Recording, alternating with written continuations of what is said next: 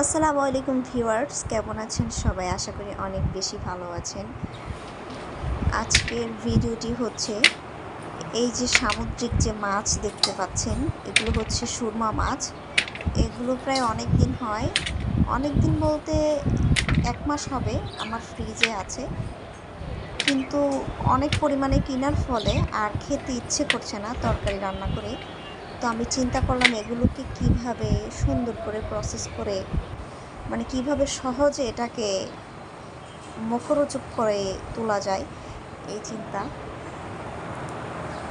প্রথমে আমি কেটে নিব মাছগুলোকে। মাথা রাখার তো কোনো দরকার নেই, যেহেতু শুধু মাছের গায়ে যে মাংস আছে সে মাংসটাই আমি নিব।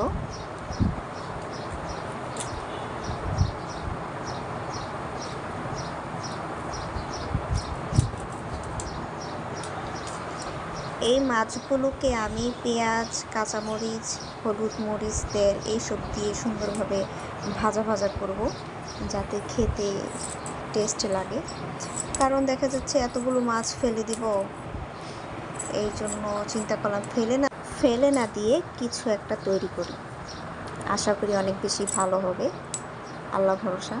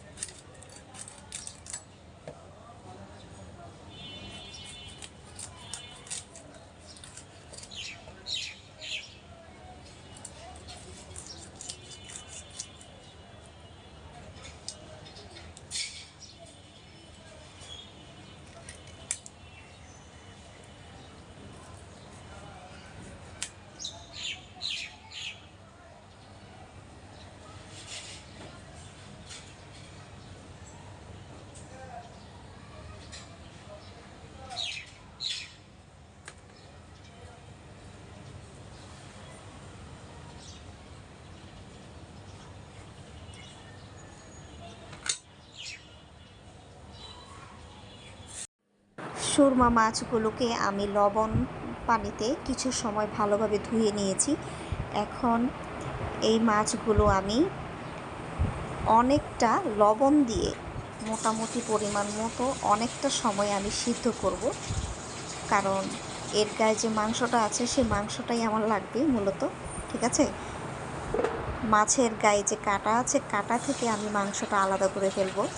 এখন আমি পানি দিয়ে নিচ্ছি, এখানে লবণ দিব এবং কি মাছগুলোকে সিদ্ধ করে নিব।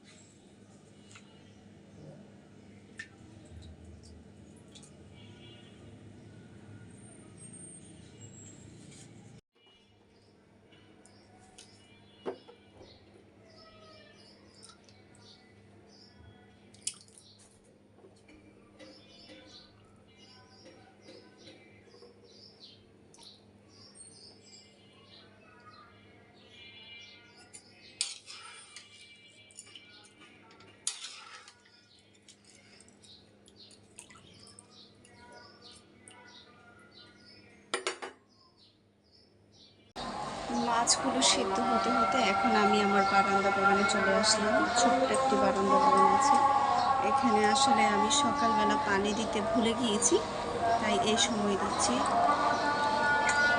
যদিও গাছে দুপুরে পানি দেওয়া আসলে ঠিক না, তাও দিচ্ছি। তার কারণ হচ্ছে আবহাওয়া অনেক বেশি ঠান্ডা আছে, এই জন্য।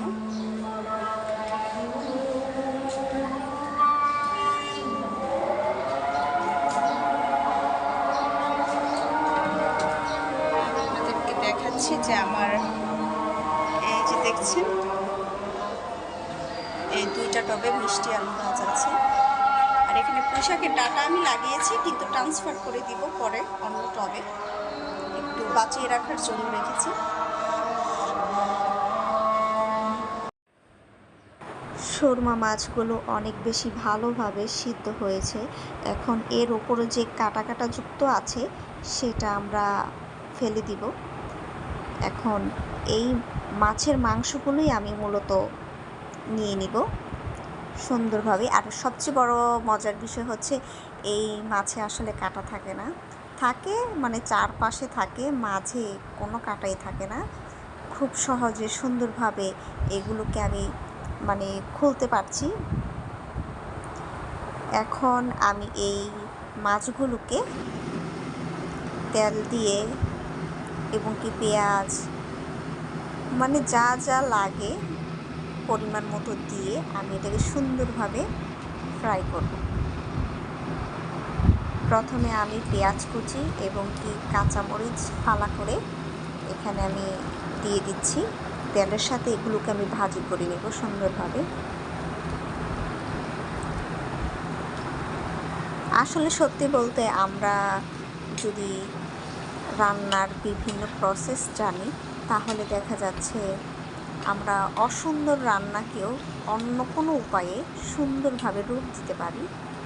এটা আসলে নিজের কাছে সত্যি বলতে আমি মাছগুলোকে ফেলেই দিতাম, প্রায় 1 মাস হয়ে গিয়েছে। কিন্তু চিন্তা করলাম ফেলে দিয়ে কী লাভ, তার চেয়ে ভালো এটাকে আমি সুন্দরভাবে মানে এটাকে রান্না করি অন্য উপায়ে, যাতে এটা আমি খেতে পারি। কারণ নষ্ট করা তো ভালো জিনিস না, আমরা জিনিস নষ্ট করব এটা তো ভালো জিনিস না। মানুষ কত কষ্ট করছে এক মুঠো ভাত খাওয়ার জন্য, অথচ আমরা কত কিছুই না নষ্ট করে ফেলি। এক এক করে আমি টুকটাক একদম সিম্পল মশলা দিয়ে নিব, নাড়াচাড়া করে সুন্দরভাবে এগুলোকে আমি ভালোভাবে হালকা একটু ভেজে নিব। পেঁয়াজ যখন একটু ভাজা হয়ে যাবে তখন আমি এই সুরমা মাছগুলো দিয়ে দিব এখানে।